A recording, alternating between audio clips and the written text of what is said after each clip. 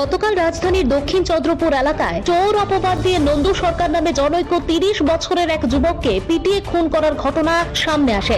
এই ঘটনার পরপর ব্যাপক আলোড়ন তৈরি হয় এবং মৃত যুবকের পরিবারের তরফ থেকে যারা এই ঘটনা সংগঠিত করেছে তাদের গ্রেপ্তারের দাবি করা হয়। অবশেষে নড়ে চড়ে বসে পুলিশ। ঘটনার সাথে জড়িত সন্দেহে শহরতলির চাম্পামুড়া এলাকার দুই ভাই ভাস্কর দাস এবং দিবাকর দাসকে আপাতত পুলিশ আটক করেছে। পূর্ব থানার পুলিশ সূত্রে দাবি করা হয়েছে গোটা ঘটনার তদন্ত চলছে। গতকালকে যে আপনার বলদাম খাল এলাকাতে যে নন্দু সরকার নামে একজন লোক তাকে হত্যা করা হয়েছিল বলে অভিযোগ এসেছে, সেই কেসই আমরা দুজনকে গ্রেপ্তার করেছি। ভাস্কর দাস এবং দিবাকর দাস নামে দুজন লোক সেই কেসে জড়িত আছে বলে আমাদের কাছে ইনভেস্টিগেশনে বেরিয়ে আছে এবং অন্য আরও অনেকের নাম আছে। আমরা দুজনকে আমরা গ্রেপ্তার করেছি। তাদেরকে আমরা আজকে আদালতে প্রডিউস করব পুলিশ রিমান্ডের আবেদন জানিয়ে।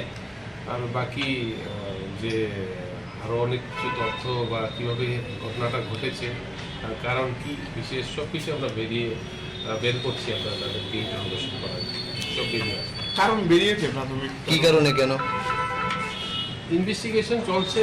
আজকে তো পোস্টমর্টম হচ্ছে, প্লাস তাদেরকে ইন্টারোগেশন করে অনেক কিছু নামও আসছে যেগুলি তদন্ত সাপেক্ষে এখন বলা। কেন উদ্দেশ্যটা কি, কেন কি উদ্দেশ্যটা আছে, উদ্দেশ্যটা আপনার ইনভেস্টিগেশন চলছে। এটার ভিতরে একটা গরুর ইস্যু আছে, গরু চুরির বলে একটা অভিযোগ উঠেছিল। এটাও তদন্ত করে আমরা দেখছি, কিন্তু আরও অনেক কিছু জিনিস আছে যেগুলো আরও বেরিয়ে আসতে হবে। এটা তো প্রাথমিক পর্যায়ে চলছে ইনভেস্টিগেশন, এখন তো জাস্ট একদিন হয়েছে। আমরা তাদেরকে পুলিশ রিমান্ডে নিয়ে এসে জিজ্ঞাসাবাদ করার পরেই অ্যাকচুয়াল মোটিভটা বেরিয়ে আসবে।